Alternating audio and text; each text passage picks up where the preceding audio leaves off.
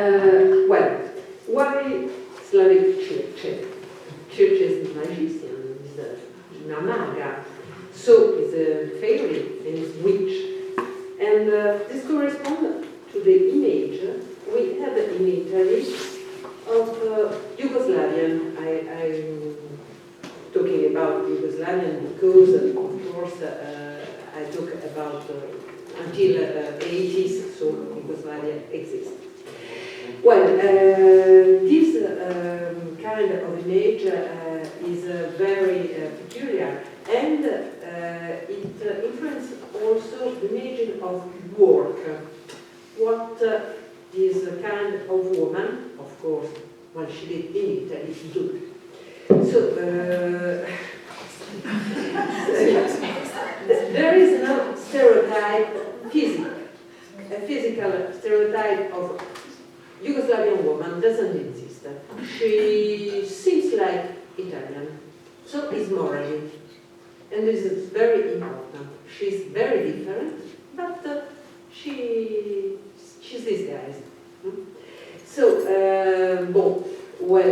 fashion Slavo, Slavic charm is something that come again when we talk about Yugoslavian and especially women. Sometimes for men, but it's very, very rare. So, fashion Slavo was popular. It was. This is the origin. I stayed very little time. So, for example, the slides are in Italian because it's very important to see what kind of word we use for indicate. So, sometimes even people who study Slavic, this is a priest who wrote and asking to the student, what do you think about Slavic charm? Ah, wow, this is paradise, this is a dream. Huh? The space, the spirit, I don't know, that's fairy. But it's everywhere. So, this is before, yes, Trieste at this time. This is before the World War the first. And Trieste was not Italian, was Yugoslavian. Oh, not Yugoslavian at this time, of course, because it doesn't exist. But you see, it was a prostitute, someone who charmed this poor little ingenuous soldier. And it was, of course, this kind of image was used by the anti-interventisti, people who doesn't want to go into war. So, historically, even after Second World War, it was presented, this kind of woman, as sensual. It was too much sensual. So this is an article, historical, supposed to be serious, 50, when the author traced the story. So, the Slavic woman was sexually free. When was paganism, okay, but even after Christianism, Christianization, it doesn't help. Of course, Christianism. We are in the 50s, so non-Catholic, heretic. And they are speaking about Orthodox, so they are not a good Catholic. But if you, I translate for something for people who can't read Italian, Serbian woman was supposed to have sex with priest, with Pope, Rasputin,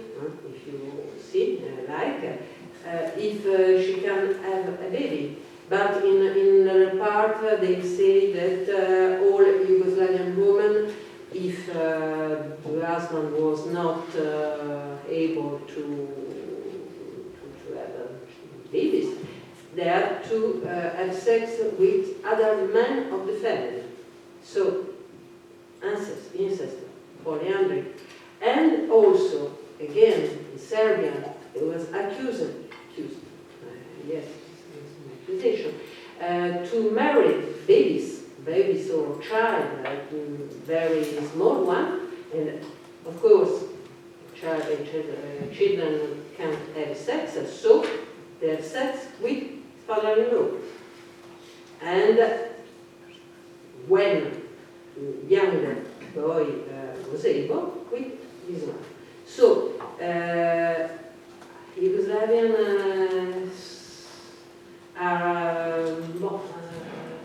incest, sex with priest, polyandric, pedophilia. It's not a good image.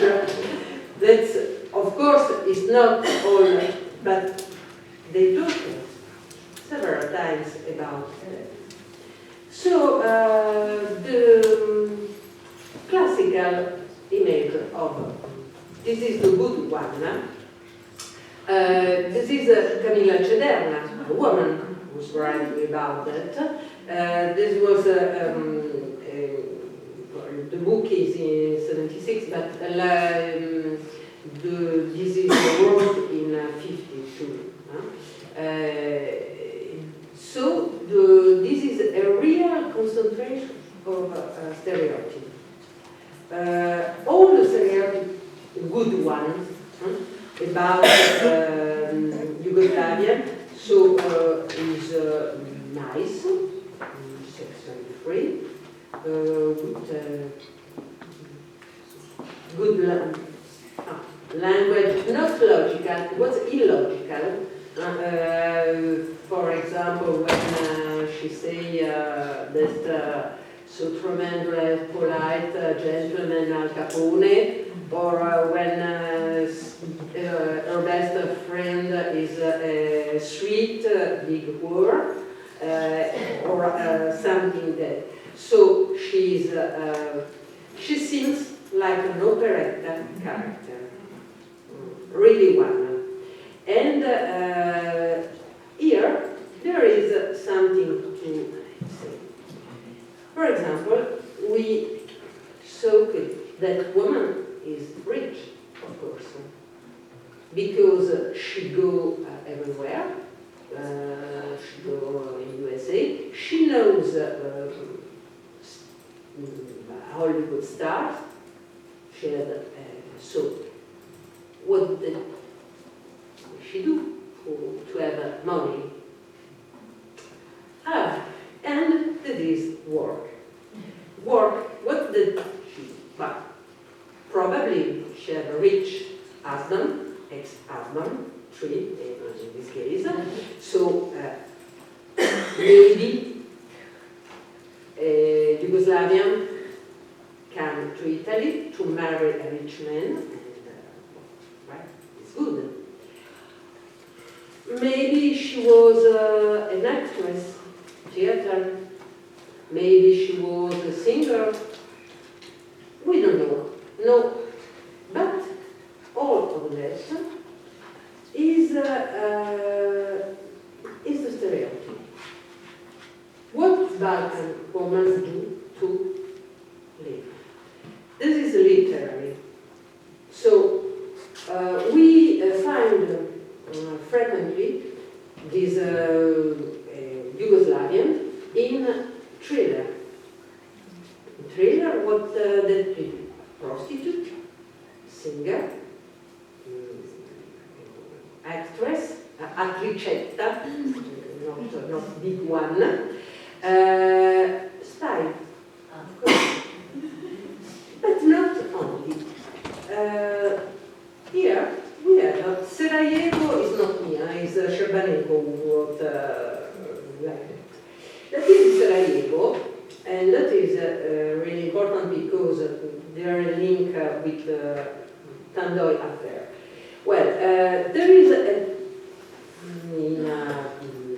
character in I Ragazzi del Massacro is a thriller, hard-boiled, very hard. There is a group of students, very young, 16, 17, 18, who rape and kill the teacher. It was very... So the detective, Luca Lamberti, think immediately it was too bad to be think by a man. There is a woman here. Thank you. In fact, one of the boys said that one of the most bad young men have a zia di Sarajevo, aunt of Sarajevo, who gave money to him.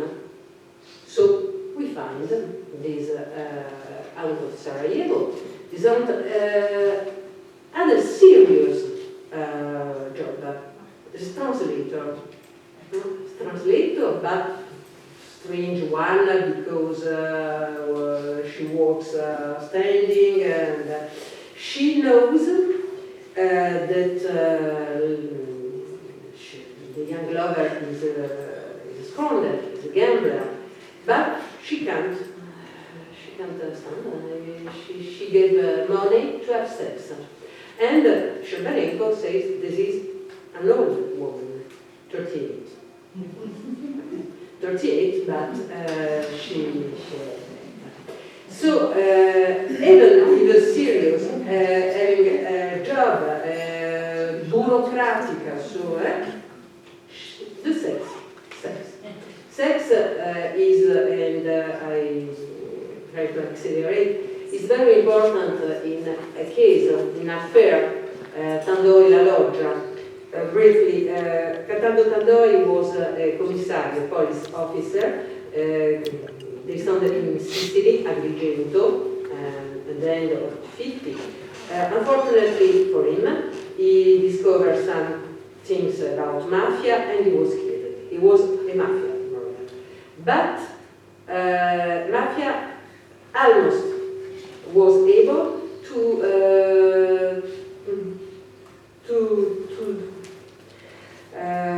well, there seems sentimental and sexual affair.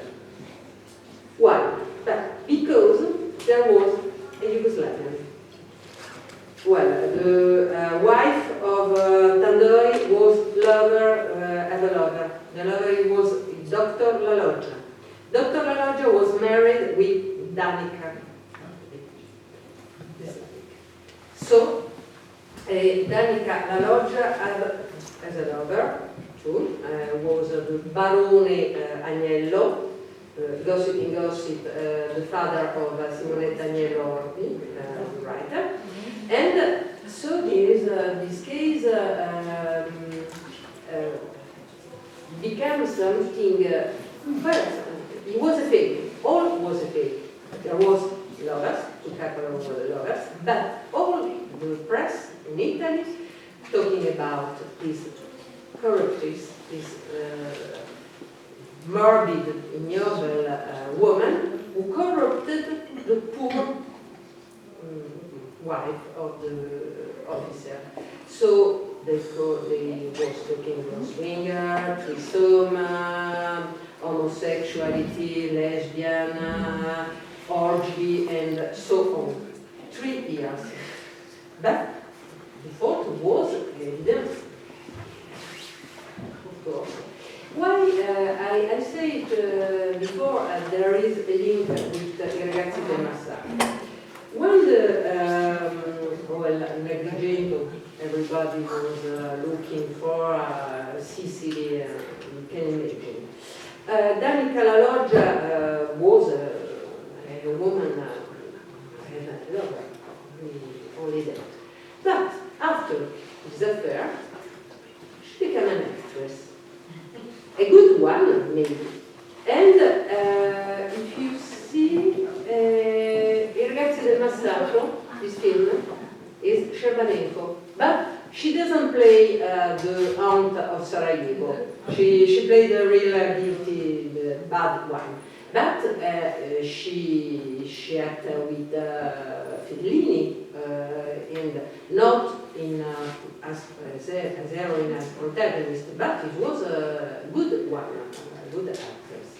So this is Danica La Loggia here in the funeral, and at the time, and then some film here, Fellini, Alfredo with Steen Hoffman. She played the mother-in-law. So, and Fascino Slavo, so again, that is in Piccolo, Trieste. So there is a good profession for Yugoslavian woman, so is actress. But what kind of actress? Not a good one, but a naked one. Femi Benussi, attrice più spogliata del cinema italiano, non naked. Or other kind. I saw Silva Koshina, was in memory. Femi Benussi, sure. And the other, Stella Rozzin was not so naked, but it was on 50. So, and you, as you see, it's the same. Every time the same attitude. I show my body. I am sensual. I am. And this is another case. There's photoromanzi, photo story. I don't know in English if it exists. No. So she played bad girl or good girl. But it was very, very, very popular at this time in the 70s when photoromanzo was. Well, I conclude with a little with a song. So I ask myself, does it change? We don't think again that about Yugoslavian woman. I don't know. This is Tre Paperelle. Three small duck means three stupid girl. And this is the first one is one who watched Sex and the City. I think she was Samantha, but he wasn't. The other one was a junkie, and the third one is a Bosnian girl who watched television in Bosnia, who watched program. I think Mr. Berlusconi is one. So she dream a country or also work, a job later in television or I don't know, in film. And the film is another thing. The producer is a pimp and is ready. Paolese is a road near Milano where prostitutes have a pimp who arrived with the bidone, with the bottle to light the fire. Oh, that's not true. Thank you very much.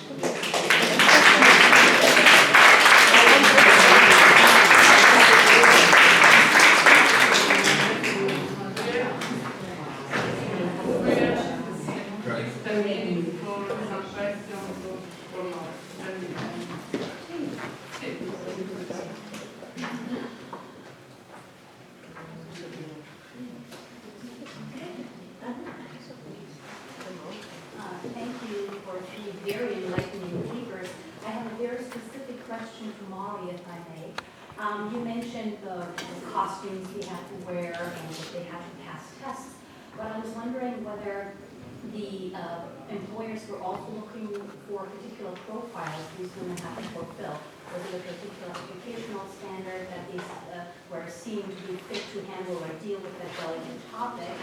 And also, as a short follow-up question, I was wondering whether you could maybe comment a little bit on how did society then respond to these women?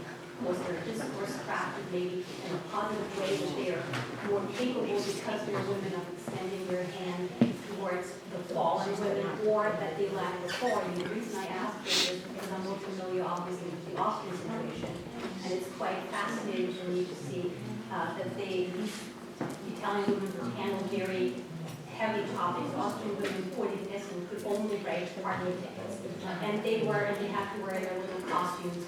And they were not accepted as authoritarian figures on the street, even though they were just, reduced to being secretaries on the street by the general population, especially the male population. Mostly it was male drivers after the Second World War. And it took a long time for them to abandon the costume, join the police force fully, and the term politesse was deemed politically incorrect only very recently. So it's similar to when we nowadays call a flight attendant a stewardess. I was wondering what's the society's response or discourse about it, and was there a particular profile we had to fulfill next to costumes and passengers? Yes, it's the shortest answer. Yes, the applicants to the Polizia Femminile had to have a higher titolo di studio than male applicants did. And they also were investigated for good morals, which also Matteo meant their brothers, fathers, and the males in our family. So there was a higher standard for entry for the Polizia Femminile because they had to be seen as absolutely respectable, absolutely sort of impeccable. And because also of the militarization of the police, they had to enter single. And they had to request permission if they wished to marry, which they could only request after they had already served for at least 3 years. Not the Trieste women. If they were already married, they were grandfathered in. But yes, so there were quite a lot of standards around that. And in terms of reception, it's something I'm still trying to see, what actually constitutes good evidence for that. There was a very famous television show in the 1970s called Qui Squadra Mobile that had a Polizia Femminile character who became sort of a more and more and more important protagonist. So it's clear that the producers felt that the public loved her, and the way that they portrayed her work, there was almost no showing of sexuality or prostitution in the show. They showed her as being very, very sort of intuitive and sensitive around children. But they also did show her once solving a crime where it turns out that the murderer was a woman. Right? So there was a sort of emphasis on her professionality, but the fact that her professionality also came from some kind of special feminine intuition. So there's that, right? The other thing, though, that I've heard from many people is that in their sort of local towns, the reputation of the one or two female officers that there would be, those were lesbians. So I think, it might be a little more complicated and negative than all of these sort of official images would portray. Yes, I have a question for Elisabetta on social workers in the factories. I came across social workers in textile factories in Slovenia. In the 60s, they came out of faculty of social science, the faculty of social work, and they played an important role. They conducted, systematically conducted researches, made interviews with workers, and pointed out improper working and living conditions. And they were solving also individual problems. And I wondered, I haven't done this in a comparative perspective. And I wonder what was the role and the importance social workers played in factories in Italy because you said that they were already trained for social workers in the factories during fascism, and then after the Second World War, and also what was the value ascribed to their work after the Second World War. If I take into account what Molly said, that police women didn't want, they wanted to differentiate themselves from social workers.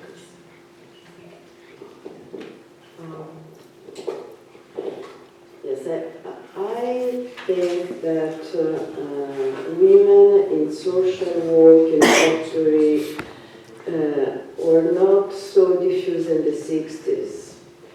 They were very engaged in the 20s, in the 30s, in the 40s, and there are a lot of studies on female social workers, supervisor, and in Italian factory, but not in the 60s. And in the 60s, generally, the women in social work were more involved in community work, in community development, and in come si dice, tribunale minorile, tribunal court,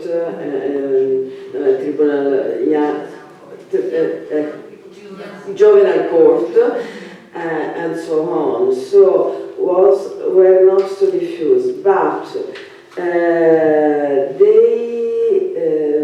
in the 60s, the female social workers had a very important role to battle and to confront with poverty in Italy.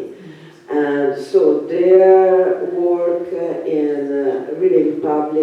social work, public housing was very impressive, because they succeeded in resolve or try to resolve some very hard situations, families, poor families and poor children, and they succeeded in creating a very strong network of help and citizenship protagonism, poor citizenship protagonism in the public housing neighborhoods. So I am not sure that it is possible to do a comparison with social work in the 60s in the factories, because we're not so diffused in the factories. They were before, so exactly during the fascism, and then in the 40s and 50s.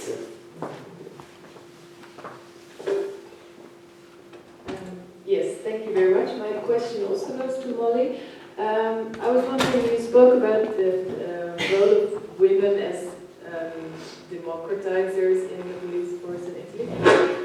Sorry. And at the moment there's a discussion going on in the Netherlands about sexism and racism within the police. And it's apparently still a very big issue. And I was wondering, how's that in Italy right now? Do you know anything about that? Because, well, that's of course the other side of it. Yeah, thank you. Well, so I think there's sort of two ways to think about this. For women officers themselves, the most difficult part of the job is how much discrimination they face from their colleagues, from their fellow police officers, because the cop culture, as it's called, is still incredibly masculinist. There's a great deal of discrimination, a great deal of sexual harassment. There's really high levels of alcoholism and domestic violence in the police, and these often affect female police officers from their colleagues. So, female police themselves experience these problems because of being on the job. Then facing outward towards the public, yes, of course. I mean,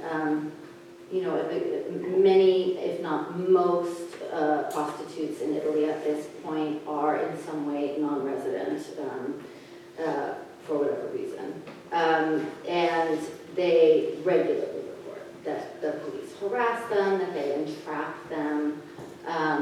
They don't seem to distinguish very much between male and female officers. I think there are possibly too few female officers for that to feel like it makes a difference in terms of how the public feel that they're treated or approached by the police. The one thing we know has changed is that there are many female police officers who have been trained to deal with rape and assault victims, and that those members of the public do feel better when treated with female police officers. But I have a question for Antonella. Yes, I was really interested in your talk. I would like to highlight maybe that Slav stereotypes that you really interested. You presented to us. They have a long durée in Italian narratives. For instance, especially before World War I, they were used by all irredentistic liberal national here in this area. But women, I was wondering when I saw the representation of Slavs, of course under quotation, women, you know, in that period, the women that was depicted like brutal, like fascinating, but at the same time barbarian in his qualities, was the opposite of the Italian women that was gentle, was an angel, devil and angel. Absolutely. But it was representing the nation, and they were representing the enemy. So I think that all of these has to be put in the construction of the image of the enemy. And the years that this go on only during the fascist period, and especially also after World War II, after what happened here during the 40 days of Trieste occupation by the Yugoslavian troops, army, pardon. There again we have this representation of the Slavs as barbarian and so on, and women are used like a symbol maybe of what that nation is, a nation that is incapable to become a refined nation. When I read Cederna and also Chernavenko, it was really astonishing the way this woman spoke, not able to speak in a proper way. And this is something that is going on until now, because I would like to underline the film Il cuore nel pozzo, it's a film about the exodus, where the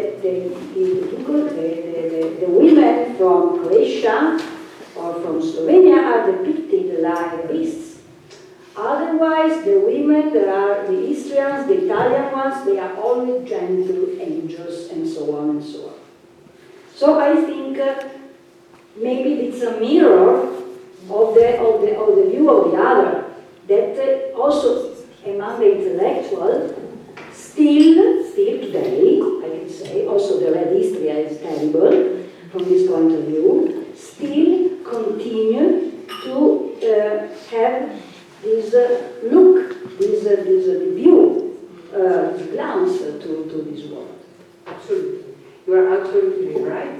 There is that, and brutality is for men. Slavic man is a beast. Vodka and rape and all. But woman too. Woman is cynical. Woman is greed. So she looks nice, but she isn't. She can look nice. As a Cederna show, very, very nice, very comic, very well. Yes, but she wasn't, because this woman is a woman that doesn't care. She had no hurt, no sentiment, nothing. Cold. And of course, it's a kind of black mirror. Angel and devil, as you see, so is similar physically to Italian as I say, there is not a stereotype, physical stereotype. She was blonde, brunette, tall, small. That is not important. It's like an Italian, but it's not Italian. And of course, it was very old, First World War, and after we have not to forget Fiume and Fiumani, D'Annunzio, cocaine, and orgy, and so on. And that's true, absolutely true. I think the root is there.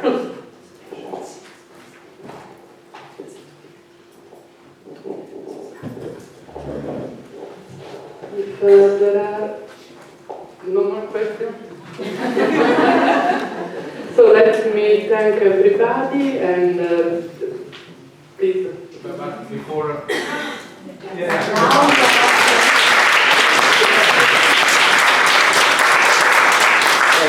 just to technical information, we will meet at 8 at Caffè Tomaseo, and maybe 10 minutes before in Piazza Metà, close to the fountain, for the people that don't know where it is.